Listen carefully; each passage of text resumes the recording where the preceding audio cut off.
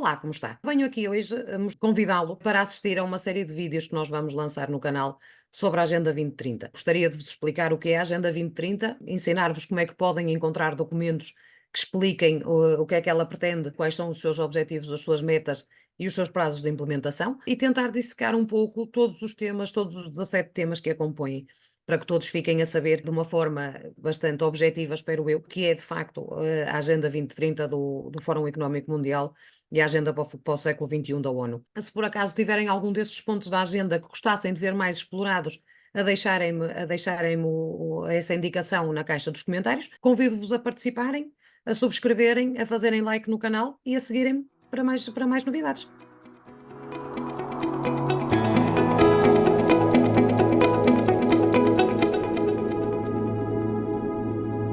Hoje vamos falar sobre a Agenda 2030.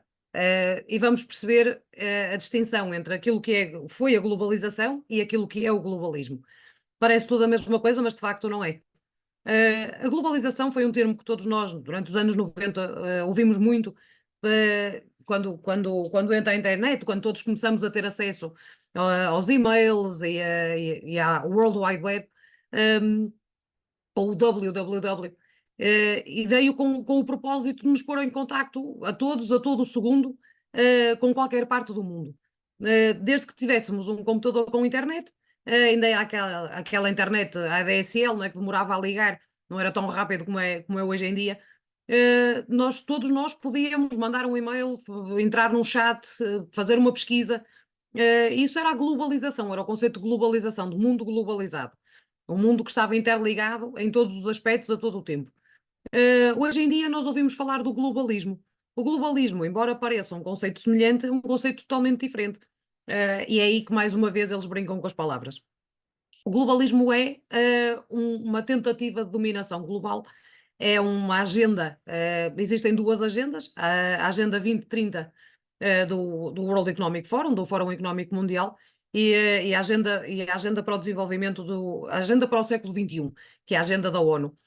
Foi na ONU, de facto, que se tomaram as decisões, que se formalizaram as decisões que foram sendo debatidas nas várias sessões do World Economic Forum, que tem lugar todos os anos em Davos, na Suíça.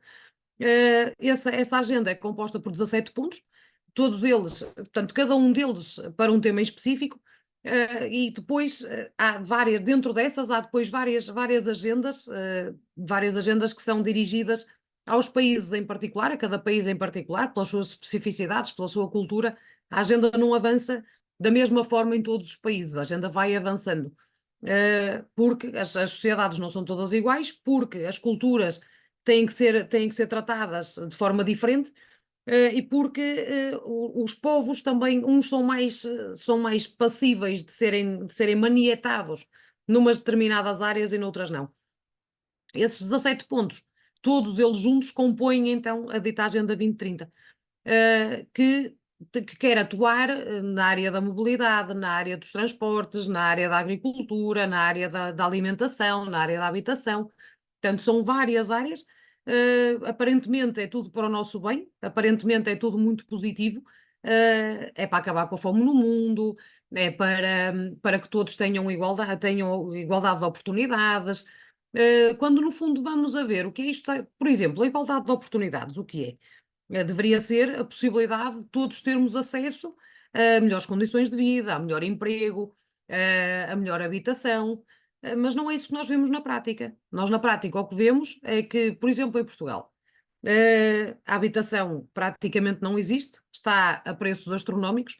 É impossível para um casal conseguir uma habitação digna, mesmo que abdique de estar num centro de uma cidade ou perto de infraestruturas básicas, como sejam hospitais ou outras. Mas essas mesmas rendas astronómicas conseguem ser pagas se tiverem 5, 6, 10, 15 indianos ou pessoas de outras nacionalidades a viver nessa mesma habitação e se calhar a dormir à vez. Há uma grande exploração que leva a que realmente as coisas se comecem a tornar insustentáveis, porque a habitação é algo que é fundamental para que o ser humano consiga viver, não é? Ninguém consegue viver sem uma casa. A questão da alimentação, por exemplo, não é? Começam a dizer que o metano que é expelido pelas vacas é muito poluente e, como tal, temos que reduzir o consumo de carne, sendo que o ser humano é carnívoro por natureza, não é? O ser humano não é herbívoro. O ser humano é carnívoro, precisa da proteína. No entanto, toda esta dialética depois começa a ser ligada às alterações climáticas e ao drama das alterações climáticas, porque o mundo vai acabar em 2050. Hum, Ora bem, se nós vivemos num mundo esférico, que está numa Via Láctea, a poluição que se produz acaba por ser expelida, não é? Acaba por ser disseminada, não fica concentrada. Diferente seria se nós tivéssemos uma redoma em cima do globo e ficássemos fechados, e então a poluição não tivesse por onde sair. E as pessoas esquecem-se que a Terra tem muitos bilhões de anos, não é? E, portanto, passou por várias fases já, e é normal haverem alterações, porque a Terra é um ser vivo, não é? Tem as luas, tem as marés, tem os ventos, e, portanto, é natural que aconteçam epifenómenos aqui ou ali. Não será de todo por causa do metano expelido pelas vacas. Mas isso leva-nos depois a que tenhamos uma alimentação diferente, não é? E já começa a haver um material, chamemos-lhe assim, que parece carne, não é? Que tem a aparência da carne, mas é químico, não é? É fabricado, um, muitas vezes em laboratório. Sabemos que há laboratórios por este mundo fora que estão a aprimorar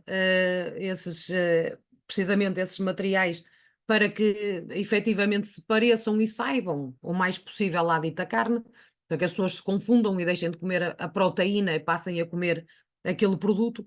Já sabemos que há, por exemplo, em Portugal, cadeias de supermercados que vendem saquinhos com larvas, não é? Temos atrizes como a Angelina Jolie ou outras que, juntamente com crianças, vão experimentar como é bom comer gafanhotos. Portanto, tudo isto pretende alterar todo o modo de vida e toda a alimentação do ser humano. Um, e depois temos, por exemplo, as famigeradas cidades de 15 minutos. O que são as cidades de 15 minutos? As cidades de 15 minutos, quando foram criadas lá atrás por Frank Lloyd Wright, um arquiteto de renome, foram pensadas por arquitetos. Para quê? Para que as pessoas pudessem ter mobilidade e pudessem, em muito pouco tempo, atingir várias distâncias. Distâncias até, de alguma forma, longínquas. E pudessem ter, para a sua comodidade, num raio curto de 15 minutos, todas as comodidades de que necessitassem para ter uma vida saudável, uma vida completa, uma vida feliz, sem terem que andar no stress do trânsito e com todas essas condicionantes. Ora, essa ideia inicial era uma ideia muito interessante e era até uma ideia que se pôs em prática nas cidades dos países do norte da Europa, com aliás bastante sucesso, por elas não são construídas como são por acaso, não é? Eu, quando estive na Áustria, por exemplo, todas as ruas tinham uma pista para bicicletas. Porquê? Porque as pessoas preferiam, era rápido chegar daqui a ali. A cidade é mais ou menos plana e, portanto, não haviam grandes problemas nesse aspecto.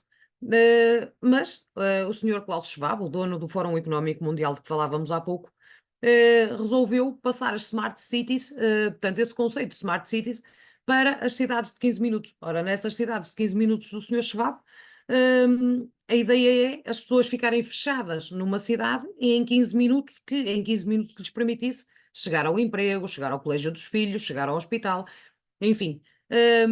Aí no caso por exemplo, dos confinamentos, chamados lockdowns, fechando a cidade, as pessoas continuavam a ter ali tudo naquele raio de 15 minutos. Depois poderiam, uma vez por mês, ou o que é, sair por 15 minutos para irem passear um bocadinho à volta do parquinho, se quisermos, não é? Ora, tudo isto visa o controlo, tudo isto visa que as pessoas estejam condicionadas. Basta olharmos para a China e para o seu sistema de crédito social chinês e perceber que as pessoas são beneficiadas ou prejudicadas consoante tenham um comportamento que o Estado considera que seja bom ou não. Por exemplo, na China, quantas mais notícias se lerem sobre o grande líder, mais pontos se acumulam, portanto, mais benefícios se pode ter.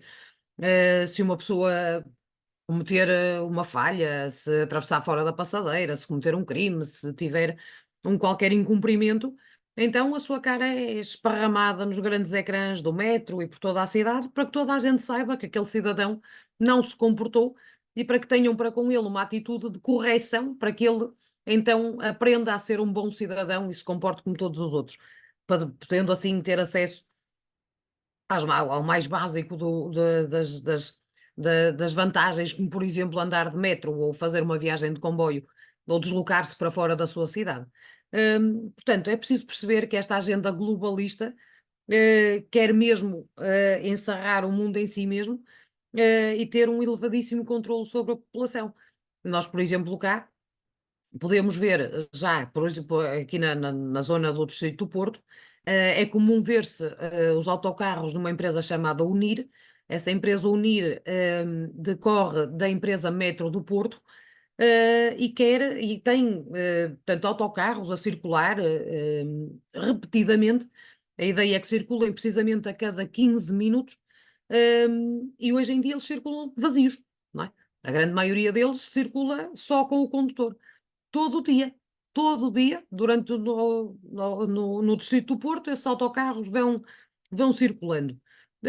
Quando confrontados, até por um autarca do Chega, um autarca nosso, sobre o porquê desse gasto, porque é um gasto ter um autocarro a circular todos os dias, todo o dia, sem ninguém.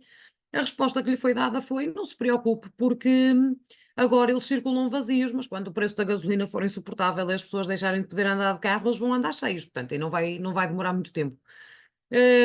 Esta foi a explicação que lhe foi dada. Portanto, podemos aliar esses 15 minutos às cidades de 15 minutos e é tudo na base dos 15 minutos. Portanto, tudo isto parece muito distópico, tudo isto parece muito louco, há pessoas que não acreditam, há pessoas que não sabem, mas há documentos que verificam precisamente aquilo que eu estou a dizer. Temos um documento, por exemplo, que se chama o Pacto das Migrações. Quem ler esse documento na íntegra percebe que o Pacto das Migrações sustenta aquilo que muitos chamam a teoria da substituição populacional, que é precisamente esta invasão, porque é uma invasão, de povos do Indostão e de outras regiões árabes para a Europa,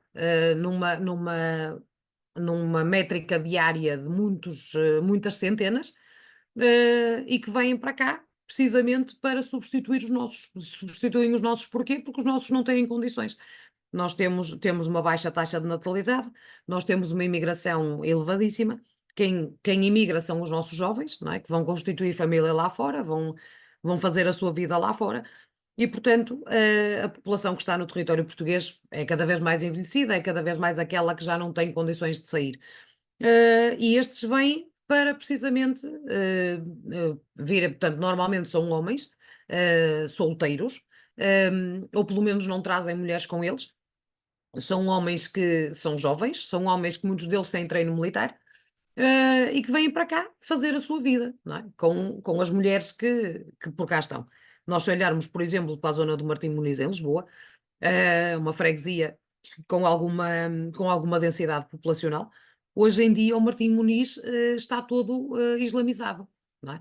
Não há portugueses no Martim Muniz, não há restaurantes portugueses no Martim Muniz, não há comércio português no Martim Muniz, há toda essa envolvência, mas islâmica. O que significa que nas próximas autárquicas, se toda essa gente tiver capacidade para votar, não é?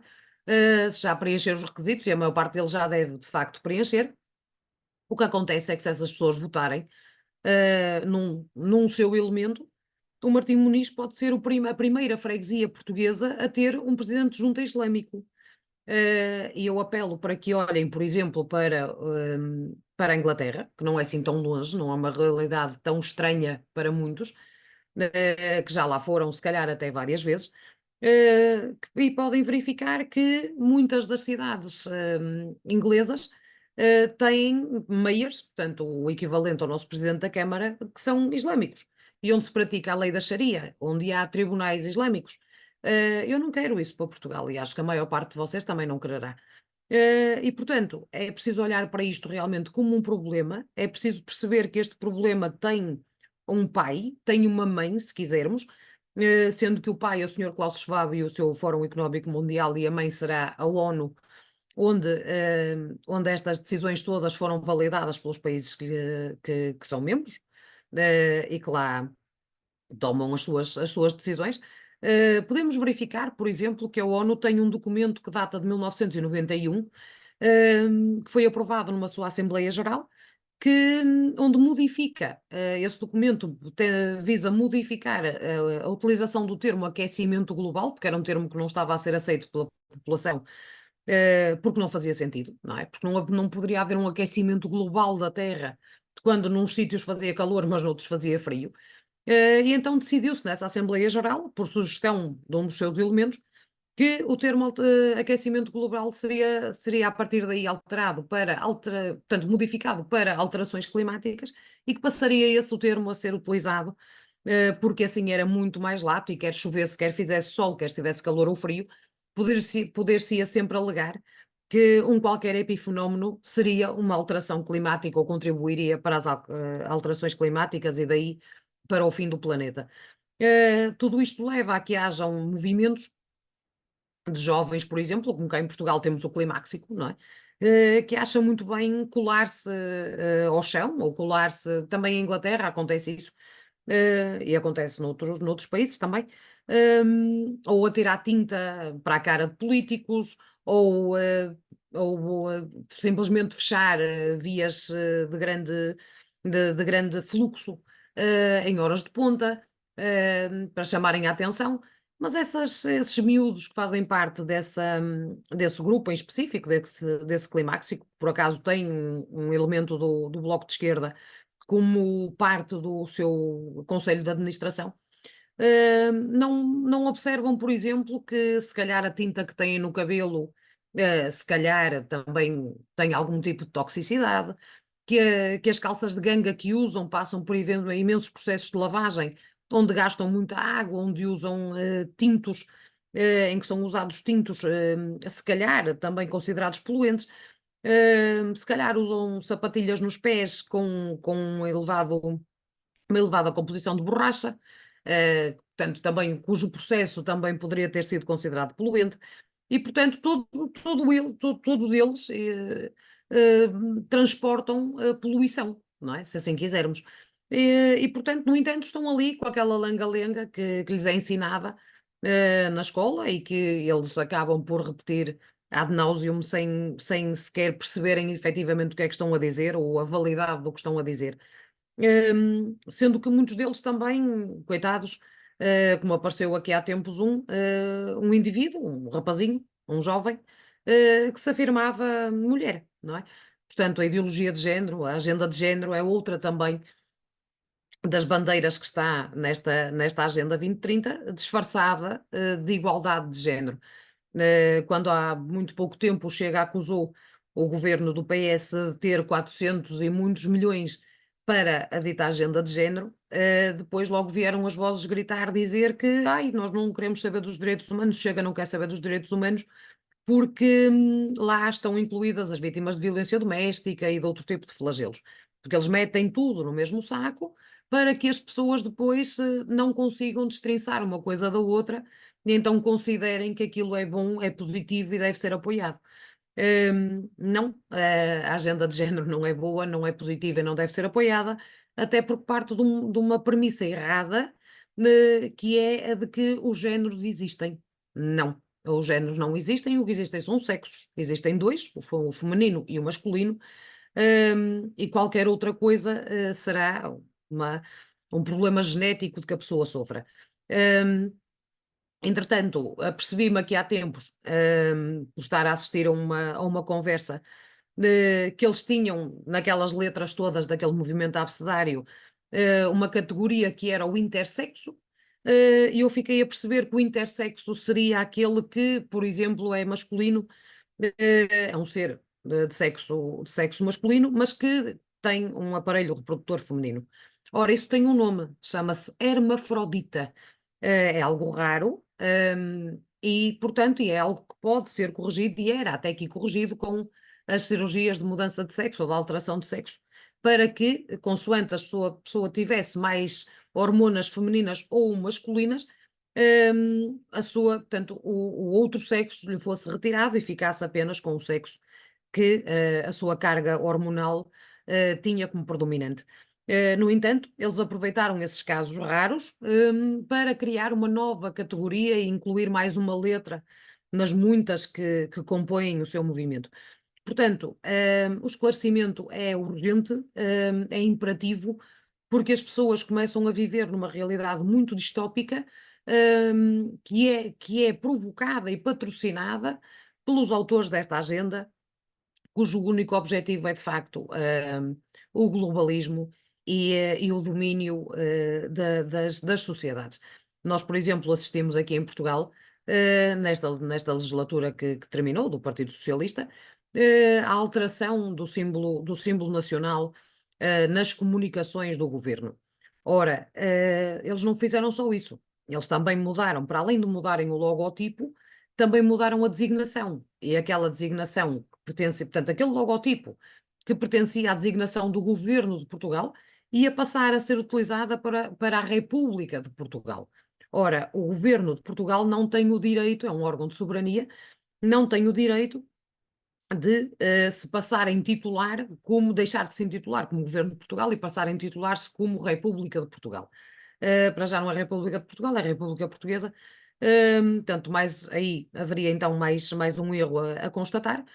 E este governo, que agora entrou em funções no dia 2 de abril, resolveu retirá-lo e então voltar ao símbolo pátrio da esfera armilar e da bandeira portuguesa. É de lembrar que a adulteração de símbolos nacionais, sejam ele a bandeira ou o hino, configura um crime de traição à pátria. Portanto, isto não é uma coisa de só menos, é uma coisa de grande importância. E não se pode, não só porque a Constituição não permite, mas porque a identidade portuguesa também não o permite, que, porque alguém se lembra, pagar a alguém um determinado valor, no caso foram 74.000 euros, para alterar um símbolo pátrio. Não me venham para cá dizer que é por uma questão de design ou por uma questão de optimização de utilização digital. Não é alteração de um símbolo pátrio e isso não é permitido. Não se faz, seja sob que desculpa seja, não é?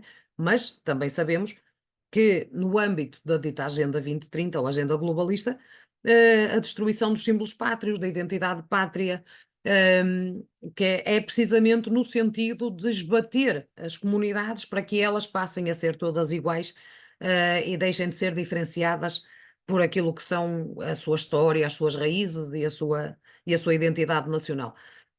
Porque assim são todas iguais e fica muito mais fácil depois conseguirem ser dominadas, não é? E não terem memória histórica, que é algo que eles também se têm tentado, se têm esforçado muito por acabar com, nomeadamente através da adulteração de obras literárias, não é? Eu cito, por exemplo, o caso da escritora inglesa Enid Blyton. Para quem não conhece, é autora de livros como As Gêmeas e O Colégio das Quatro Torres, são livros juvenis, que contam a história de miúdas, de jovens em colégios internos. Acompanharam esses livros, acompanharam a adolescência de muitos de nós. E, portanto, como esses livros continham referências que para os globalistas não eram muito aceitáveis, eles queriam reescrever os livros de Annie Blyton. Portanto, tudo isto é uma loucura muitíssimo grande, tudo isto nos leva para um mundo altamente distópico, ao qual nós temos que estar atentos e contra o qual nós temos que lutar. Outro fator, por exemplo, que eu vos posso adiantar, é algo que é conhecido comumente como o tratado pandémico. Ora, o tratado pandémico tem o cunho da OMS, da Organização Mundial de Saúde, aquela nossa amiga que nos ditou todas aquelas regras completamente insanas no período de 2020-2021, a coberto de uma suposta pandemia, de um eventual vírus. E esta OMS agora quer para si, chamar para si, ao arrepio de toda a lei, de todo o direito internacional, toda a soberania de saúde dos países. Portanto, quer que os países membros subscrevam um tratado que lhes está a ser muito difícil de conseguir compor, porque toda a autonomia e autoridade que eles querem sobre os países colide frontalmente, quer com os ordenamentos nacionais e as constituições, quer com o direito internacional em todas as suas formas. E, portanto, graças a Deus, eles têm tido muitas dificuldades em conseguir compor um texto. Ele ia ser novamente revisto agora em abril. Esperemos que volte a chumbar, porque felizmente tem que ser aprovado por unanimidade, que é, aliás, outra cláusula ou outra forma de decisão que eles querem ver alterada. Daí que também na União Europeia se fala muito da revisão dos tratados. É preciso rever os tratados? Não, não é preciso rever os tratados, meus senhores. Muito obrigada. Os tratados estão muitíssimo bem como estão, são perfeitamente funcionais.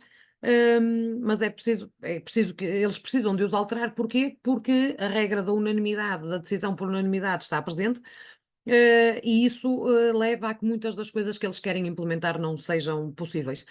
Porque se eles tiverem uma maioria relativa, porque eles pretendem é ter uma maioria relativa para poderem aprovar então as tais medidas e vê-las aprovadas pelos Estados que estão mais comprometidos com o cumprimento da agenda. Hum, Isso não tem sido possível, felizmente, e esperemos que continue a não ser. E voltando ao tratado pandémico, é algo que assusta muito as pessoas, como é evidente, porque isso significaria que a Organização Mundial de Saúde, uma organização patrocinada pelas farmacêuticas, e por interesses corporativos, passaria a ter toda a autonomia em termos de decisão, no caso de existência de uma pandemia ou suposta pandemia. Portanto, nem sequer precisava de haver efetivamente algo, era preciso que houvesse apenas a suspeita de algo para que eles pudessem decretar então os confinamentos e as medidas e tudo aquilo que tentaram e portanto, que testaram durante o período de 2020 e 2021. Há muitas pessoas que estão assustadíssimas com isso e com muitíssima razão.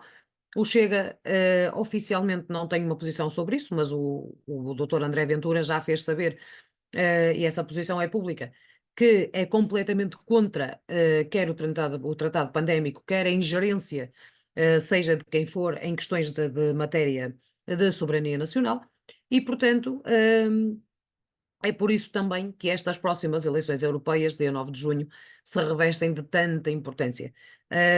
Prevê-se, não se prevê, mas já o Chega tem apresentado uns números muitíssimo simpáticos de resultado eleitoral. Põe-se a possibilidade de poder ganhar por um conjunto de fatores. E caso isso aconteça, então os guerreiros que forem para Bruxelas terão uma tarefa hercúlea, em primeiro lugar, de não reeleger a senhora van der Leyen. Tive já várias oportunidades de dizer que o lugar dela não é na cadeira do Parlamento Europeu, mas no banco dos réus, seja pelos contratos de vacinas que fez, tendo beneficiado a empresa onde o seu marido era vice-presidente, marido esse, o senhor von der Leyen, que é também presidente da Fundação Reuters. Ora, a Fundação Reuters é a agência de notícias que mais notícias difunde para todo o mundo. Nesse período, 2020-2021, uma das desculpas de quem era contra toda esta ditadura que se instalou era precisamente, não, mas no mundo inteiro diz-se a mesma coisa, ou toda a gente noticia a mesma coisa. Pois noticia a mesma coisa, porque a agência de notícias que é a maior difusora de notícias tinha como presidente da sua fundação o marido da senhora van der Leyen, também era vice-presidente da farmacêutica Pfizer. E, portanto, estava tudo orquestrado, estava tudo em conluio para que toda a informação seguisse no mesmo sentido. Aliás, para quem tiver tempo e curiosidade, pode encontrar no YouTube um programa chamado Evento 201. Esse evento 201 demonstra, aliás, é feito por pessoas da União Europeia, líderes de vários países, jornalistas de várias estações de rádio e televisão, onde são testados e onde são, de certa forma, acertados os pormenores para levar a cabo, então, este evento pandémico. Eles fazem inclusivamente testes de notícias, de como dar as notícias, vocês podem assistir, o documentário é um bocado longo, portanto, o vídeo é um bocado longo, tem uma série de horas, mas ao vê-lo, chama-se Evento 201, ao vê-lo podem ver em loco aquelas pessoas, aqueles notáveis, realmente a preparar todo este cenário. E convém que o vejam porque é mais uma fonte de informação que têm. Portanto, há muitos documentos disponíveis que comprovam as várias fases da agenda. Há um outro, por exemplo, no que toca às ditas alterações climáticas, existem dois, um americano e um europeu, chamam-se Green New Deal, ou Novo Acordo Verde, ou, no caso europeu, é o Novo Acordo Verde Europeu, que a senhora van der Leyen, nesta legislatura, neste mandato, muito se esforçou por ver aprovado. E de lá constam uma série de medidas, nomeadamente o impedimento dos cidadãos de fazerem viagens de avião, porque supostamente são muito poluentes. Era bom também que eles se lembrassem disso, por exemplo, quando vão para Davos em 1000 e tal jatos particulares, e portanto estão uma semana em Davos, não é? No Fórum Económico Mundial, toda essa elite globalista, que inclui chefes de Estado e de Governo, para além de donos de muitas das empresas multimilionárias, como sejam a Amazon ou outras, e eles muitas vezes estão lá e depois têm que regressar, os chefes de Estado ou do governo, têm que regressar aos seus países de origem, porque têm uma reunião de Conselho de Ministros ou uma coisa qualquer, e portanto pegam no jato, voltam ao seu país e voltam novamente para Davos. Portanto, para além da viagem de ida e volta, fazem uma série de viagens intermédias. Portanto, se fôssemos a medir todo esse carbono, se calhar eles poluem muito mais nessas alturas do que o comum dos seres humanos durante uma série de anos. E, portanto, esses também são dois documentos que vale a pena ler. O Green New Deal foi, aliás, patrocinado pela senhora Kamala Harris, neste momento a vice-presidente dos Estados Unidos, e, no caso europeu, a senhora van der Leyen. Portanto, a leitura desses documentos também é aconselhada, porque lá também conseguem perceber quais são os objetivos da agenda para este novo Acordo Verde. E vemos, por exemplo, as revoltas dos agricultores, que têm acontecido por toda a Europa, que já aconteceu no Canadá, tem acontecido um pouco pelo mundo fora. Os agricultores revoltam-se porque normalmente são famílias, não é? São já produções de gerações, não é? E de repente, e principalmente os holandeses, que sempre fizeram, eles agora falam da agricultura sustentável, mas ninguém preza mais a terra, ninguém preza mais a forma, a qualidade do cultivo do que os agricultores, não é? Eles também comem, não é? Aquilo que produzem e, portanto, eles gostam dos animais, eles têm cuidado com as suas produções e ficam revoltados quando veem negócios de família, não é? A serem-lhes retirados pelos Estados, porque os Estados decidiram que seria assim, decidiram-no fora dos seus parlamentos, não é? Porque isto foi decidido pelas altas instâncias e depois transmitido, e não é para que seja melhor, não é? É é para construir habitação, ou é para ficar simplesmente na posse do Estado. Ora, se a questão aqui é nós conseguirmos ter um mundo mais sustentável, um mundo menos poluído, então se vamos construir em cima de terrenos agrícolas, nós vamos estar a poluir, não é? Se vamos trazer mais gente e temos que construir mais estradas e temos que ter mais meios de transporte, nós vamos estar a poluir. Então, por que não deixar os agricultores continuar a produzir? Porque isso significa que as pessoas continuam a ter independência alimentar, continuam a ter soberania alimentar. E é isso que eles não querem. Eu posso-vos deixar aqui também mais um dado. Procurem a empresa Beyond Meat. Beyond Meat. E vão ver o que é que essa empresa produz e tentem perceber a quem é que essa empresa pertence. Não é? Tentem perceber o que são a Vanguardia e a Monsanto. Não é? Que empresas são? Quem é que as detém? Qual é o objetivo? Tentem perceber, tentem ligar todos estes pontos, porque muitas vezes as pessoas não sabem o que é a Agenda 2030, mas sabem que não gostam deste dinheiro todo entregue às questões das ideologias de género, ou não estão de acordo, não estão tão de acordo com os carros elétricos, ou quer dizer, há certas coisas contra as quais as pessoas se revoltam, simplesmente não conseguem perceber que faz tudo parte do mesmo plano. E esse é também um bocadinho o meu objetivo aqui, fazer-vos, permitir-vos entender que tudo isto está interligado. Não é? E como é que está interligado? Onde é que vocês podem ir buscar informação? Como é que vocês podem conectar a informação? Não é? As sementes transgénicas, por exemplo, não é? Nós temos cá, por exemplo, em Portugal, já um senhor já com uma certa idade, lá embaixo no Alentejo, que ele tem, faz questão de continuar a ter as sementes normais, digamos assim, as sementes orgânicas, do milho e do trigo e de uma série de produtos, e continua a produzir com essas sementes. Porquê? Porque nós agora, por exemplo, vamos na estrada, não é? E nós vemos uma série de plantação de milho, mas não é milho para consumo humano, não é? Ou é milho transgénico. Porquê? Porque eles conseguem, foram aperfeiçoando a técnica, não é? Em laboratório, de ir modificando as sementes, não é?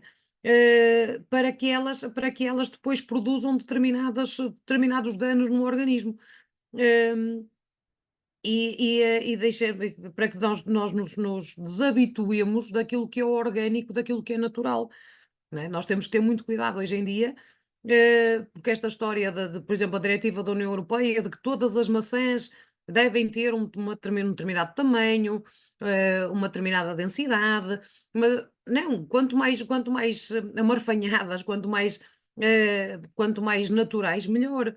Nós formos a ver hoje em dia, nós temos, à conta também do mercado globalizado, não é? Podemos ter todo o tipo de frutas todo o ano, não é? Antigamente as frutas só existiam nas épocas delas, não é? As frutas e os legumes tinham uma época específica para virem para o mercado.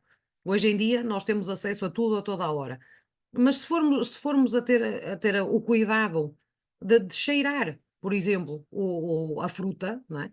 Os morangos não cheiram a morangos, as melancias não cheiram a melancias. Para quem como eu se lembra do cheiro das coisas, não é? Do cheiro que as coisas tinham há 20, 25 anos, de como a casa ficava perfumada quando entrava um determinado tipo de frutas, hum, a pessoa acercava-se e realmente tinha tem aquela memória olfativa. Hoje em dia isso não acontece, não é? Uma pessoa se comer come um morango muito vermelhinho, muito bonitinho, muito não sei o quê, mas não sabe a morango, não é? A maçã é toda muito bonitinha, a pelezinha muito lisinha e tal, não tem bicho. Não, não tem bicho, mas também não sabe a maçã, não é? E portanto, nós andamos aqui a cada vez mais destruir ou danificar a nossa qualidade, até a nossa qualidade alimentar, porque eles se lembraram de impor um conjunto de regras que visam cumprir os seus objetivos. E como eu já disse e repito, este mandato europeu é imperativo. Nunca nenhum mandato europeu foi tão importante. Porque este é o último mandato, reparem que a agenda é 2030, não é? O fito é 2030. E isto pode ter um sem número de explicações. E, portanto, este mandato que começará a 9 de junho terminará em 2029. Ora, estamos a um ano do fim da agenda, um ano de 2030. Será neste mandato que serão tomadas as últimas medidas, não é? A introdução do euro digital, o certificado de vacinação que já foi aprovado em conjunto pelo Parlamento Europeu e pela Comissão Europeia, estará também disponível. Há um parafuso, há um item do PRR, não é? que foi dado aos países todos por causa da destruição das economias, que prevê uma reforma da administração local. Já se sabe cá que o cartão de cidadão vai ser alvo de uma remodelação e da introdução de novas funcionalidades, nomeadamente que começa a funcionar também como cartão multibanco. Eh, Dizem eles que é para uma pessoa não ter tantos cartões. Eles preocupam-se muito connosco, não é? Que não tenhamos muitos cartões, que seja tudo para o nosso bem, para a nossa saúde e tal. Mas quando nós vamos a ver no fundo, não. Estão é cada vez mais e paulatinamente a tirar-nos liberdades, a tirar-nos soberania, a tirar-nos o acesso a coisas básicas, não é? Só que nós, conforme eu dizia há pouco, nós estamos numa existência tão miserabilista, estamos tão habituados, ou fomos habituados a viver com cada vez menos, não é? A ter aquela mentalidade de, epá, se eu tiver dinheiro só para o essencial e se eu conseguir pagar as minhas continhas e não sei o quê, levar a minha vida, então já está tudo muito bem. Já não exigimos, não é? E essa falta de exigência faz com que eles vão ganhando terreno, e vão ganhando espaço para cada vez nos afunilar mais os nossos direitos e nos comprimir, na sua deriva autoritária. E é por isso que estas europeias são tão importantes, porque é preciso realmente que a direita europeia ganhe espaço, mais espaço. Nós não nos podemos esquecer que foi a Christine Anderson, da AfD, e o Cristian Teres, o deputado romeno, quem levou avante esta luta, contra o Estado ditatorial em que a Europa se estava a tornar. Foram eles que levaram a cabo, a exigência de saber que contratos é que tinham sido assinados entre a União Europeia e as farmacêuticas. Foram eles que denunciaram os SMS trocados, entre a senhora van der Leyen e as farmacêuticas antes dos contratos chegarem à União Europeia. E a única coisa que eles obtiveram foram contratos rasurados, não é? Portanto, ainda não se sabe efetivamente, e foi assim pelo mundo todo, não é? No Canadá fizeram-se as mesmas exigências, noutros países também, e toda a gente teve acesso à mesma informação, nenhuma, não é? Contratos rasurados. E portanto é preciso que esses eurodeputados tenham mais força e que o Chega consiga, de facto, também enviar para lá uma comitiva, de gente que se espera altamente capaz, altamente conhecedora, dos mecanismos europeus, do que é a Europa, de como é que funciona, hum, do que é preciso fazer, do que é preciso reverter, do que é preciso impedir, não é? E que tenham efetivamente força suficiente, conhecimento suficiente, para travar isto agora. Porque o facto disso não acontecer pode nos levar a um futuro bastante, bastante triste, bastante cinzento, bastante limitado a 15 minutos. Eu acho que ninguém quer isso, não é? Acho que se nós virmos bem as coisas, não, comodismos à parte, poupanças, se quiserem, à parte, hum, não é esse o futuro que nós queremos, não é? Nós queremos um futuro digno, nós queremos um futuro com liberdade, nós queremos um futuro onde se recupera a soberania. A União Europeia, quando foi criada, podia seguir um dos dois caminhos, não é? Ou a da Europa das nações, onde cada nação teria o seu peso, a sua soberania, e tomaria as decisões de acordo com aquilo que seria melhor para o seu povo e para o seu país na altura, ou a Europa federalizada à imagem dos Estados Unidos ou do Brasil. Nós lutamos contra uma Europa federalizada, nós lutamos por uma Europa das nações. Nós queremos uma Europa das nações, queremos recuperar a soberania de Portugal, queremos que Portugal possa voltar a ter uma palavra a dizer, ou comece a ter uma palavra a dizer, porque se calhar nunca teve, não é? De facto, e que as decisões que sejam tomadas, não sejam tomadas para favorecer esses interesses, esse grupo de interesses, internacionais, esse grupo de interesses globalistas, mas que sirva sim para aquilo que é melhor para Portugal e para o povo português. Nós podemos, por exemplo, assistir às campanhas que as grandes marcas fazem, não é? As grandes marcas de desporto, as grandes marcas de perfumes, as grandes marcas dos vários produtos fazem, em favor da ideologia de género, a forma como eles passam mensagens subliminares, até na televisão, nos anúncios. Nós temos que perceber que cada vez mais, a televisão, conforme está, é o inimigo do ser que insiste em ser racional, que insiste em pensar pela sua cabeça. Cada vez mais eles nos tentam doutrinar, nos tentam enganar, nos tentam controlar na forma como pensamos, no tipo de informação a que temos acesso, na forma como temos acesso a esse tipo de informação, e portanto nós temos que aprender a proteger-nos, não é? E há uma forma de nos protegermos, é sabermos a verdade, não é? E o que acontece é que muitas vezes as pessoas não sabem que essa verdade existe, nem sabem como chegar até ela.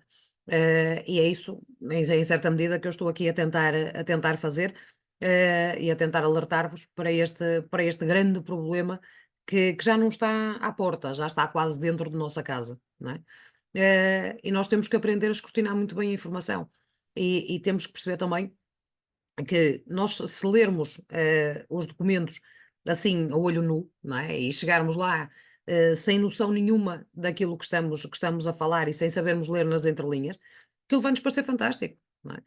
Todos nós queremos acabar com a pobreza no mundo, todos nós queremos que haja uma, uma, uma equidade salarial, todos nós queremos eh, que toda a gente tenha dignidade. Eh, a questão é que nós vemos a agenda a avançar, mas não vemos esses objetivos a cumprirem-se, não é? Cada vez mais há fome, cada vez mais há gente desalojada, cada vez mais há pessoas sem dignidade nenhuma. Infelizmente agora é comum ver-se em Portugal avenidas cheias de tendas, não é? E é comum ver-se também montanhas de zonas de túneis em grandes cidades e às vezes nem é preciso que seja em grandes cidades, em grandes centros urbanos, onde as pessoas dormem, onde as pessoas moram, não é? E portanto, se esta agenda fosse tão fantástica, tão maravilhosa e quisesse mesmo o bem do ser humano, então mais de metade desses problemas já estavam resolvidos. Estamos em 2024, a agenda vai até 2030, portanto, se muitos dos objetivos deles são até 2025, e o que se vê a cada dia é precisamente o inverso, são pessoas mais pobres, mais desanimadas, mais enfurecidas, com mais dificuldades, não é? Com mais dificuldades no acesso ao emprego, com mais dificuldades em acesso à habitação, com mais dificuldades em acesso à saúde, com mais dificuldades em acesso à justiça, com mais dificuldades em manter a sua casa, não é? A sua casa, valha-me Deus, a sua casa é, é, é, é a base da dignidade humana. Não é? É termos uma estrutura onde podemos estar em segurança, onde podemos morar, onde podemos fazer a nossa vida. Hum, e cada vez mais há pessoas com dificuldade em manterem os seus créditos à habitação, por exemplo, não é? Cada vez mais há pessoas a terem que prescindir, não é? Para pagarem o crédito têm que prescindir de outra coisa qualquer. Hum, Portanto, esta agenda, que é suposto ser tão maravilhosa e tão para o nosso bem e tão nossa amiga, no fundo só nos está a fazer mal, não é? E tudo isto começa fora dos países, não é? Tudo isto começa nesses grandes fóruns de fechados, não eleitos, não é? Aos quais o povo não tem acesso, e que tudo decidem e tudo testam e tudo fazem eh, para optimizar o resultado dos seus objetivos, não é? Não se preocupando com o rastro de destruição que deixam pelo caminho. Portanto, é imperativo que se saiba o que é a Agenda 2030, é imperativo que se saiba quem é o Senhor Klaus Schwab, é imperativo que se saiba quem é o Senhor Yuval Noah Harari, hum, é imperativo que se saiba o que é que se passa nas Nações Unidas. E é preciso que se perceba, não é? Até o quão ridícula, o quão infantil, o quão idiota é a linguagem que eles usam, não é? Eu dou-vos um exemplo. Se calhar vocês lembram-se aqui há tempos de ter ouvido o Gugu da ONU, não é? O António Guterres, aquele que faliu, um dos primeiros coveiros da terceira bancarrota portuguesa, que devia estar preso, e não oferir aquelas regalias e aquele salário na ONU, não é? Mas o indivíduo devia estar preso a responder pelo mal que fez a Portugal. Hum, Muito alarmado, muito histérico, a dizer que o mundo estava a entrar em ebulição. Ora bom, se nós pegarmos numa caneca, numa chaleira e a pusermos com água ao lume, a água entra em ebulição. Se alguém me conseguir devagarinho explicar como é que o ser humano consegue entrar em ebulição, eu gostaria de conseguir perceber. Não é? Portanto, esta mania que eles têm de nos tratar como idiotas úteis, porque nós não nos informamos, porque nós não nos manifestamos, porque nós não acabamos por ir sempre, mesmo que contrariados, acabamos sempre por ceder, porque é mais fácil, não é? Leva a este tipo de absurdos, não é? E não pode ser. Eu deixo aqui um apelo. Quando forem aos supermercados ou uma qualquer loja fazer uma compra, se tiverem uma loja de pagamento automático e uma funcionária, mesmo que tenham que esperar meia hora, vão ter com a funcionária. Não optem pela caixa automática, não é? Vocês já se dirigem ao estabelecimento para fazerem as vossas compras, vocês já procuram os vossos produtos, vocês já carregam os vossos produtos, vocês já pagam os vossos produtos.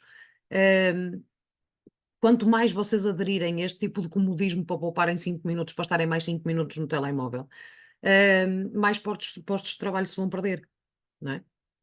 Mais isoladas as pessoas vão ficar.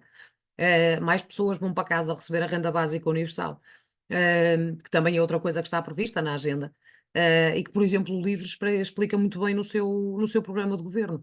É algo que se quiserem ver o que é, também é bastante interessante perceber que muitos dos trabalhos que vão acabar, por exemplo, com o que eu considero um perigo gigantesco chamado inteligência artificial, por mais que também traga algum nível de comodismo e alguma facilidade a muitas áreas, não deixa de ser um perigo gigantesco. E as pessoas acham muita piada e não sei o quê, usar o chat GPT e mais não sei o quê, eu não acho piada nenhuma, não uso. Tento boicotar ao máximo todo esse tipo de coisas.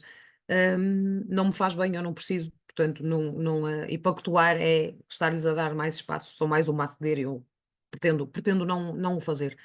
De todas as formas, ah, a inteligência artificial entrando vai retirar muitos postos de trabalho, não é? Se nós ainda ajudarmos mais, optando por esse tipo de caixas ou por outro tipo de sistema, em detrimento do ser humano que lá está a trabalhar, e a prestar-nos um serviço, mais estamos a ajudá-los, mais estamos a acelerar essa agenda. Portanto, é um pedido que vos deixo, se é que tenho esse direito. Façam sempre a opção pelo vosso semelhante, pelo humano, pela pessoa que lá está, mesmo que isso requeira terem que esperar um pouco, não é? Porque é um posto de trabalho que se mantém, é uma família que tem direito à subsistência, e é mais uma pessoa que vive a sua vida de forma digna. E, portanto, as máquinas, deixem-nas para lá, não se preocupem com elas. Porque é este o combate que nós temos que fazer, não é? É vermos, eh, onde é que podemos não ceder, não é? E levar isso até ao fim, não é? E tentando alertar outros, tentando mostrar a informação a outros, tentando que a informação se dissemine cada vez mais e cada vez mais pessoas saibam do que é que estamos a falar. Isto não é, ao contrário do que possam dizer, uma teoria da conspiração, isto é algo que existe, é algo que está perfeitamente descrito, é algo cujos documentos é possível encontrar, é algo que está a ser implementado e, portanto, nós cada vez mais temos que ter essa consciência, temos que ter essa noção e temos que ser capazes de resistir. Ser capazes de dizer: não é esse o mundo que eu quero outro tipo de mundo, portanto, eu vou lutar para que esse outro tipo de mundo, o meu mundo, aquele mundo normal no qual nós sempre vivemos, que não é perfeito, nem tem que ser, mas que é o nosso, que se mantenha e que resista a este ataque brutal que lhe estão a fazer. Muito obrigada por ter assistido a todo o vídeo, espero que tenha gostado. E se me permite, vou-lhe pedir que me deixe aqui algo nos comentários. O que é que gostou, se gostou, que me diga como é que encarou todo este conteúdo que eu acabei de lhe deixar aqui. Gostava também de lhe pedir que subscrevesse o canal e fizesse like, e vemo-nos no próximo programa. Obrigada!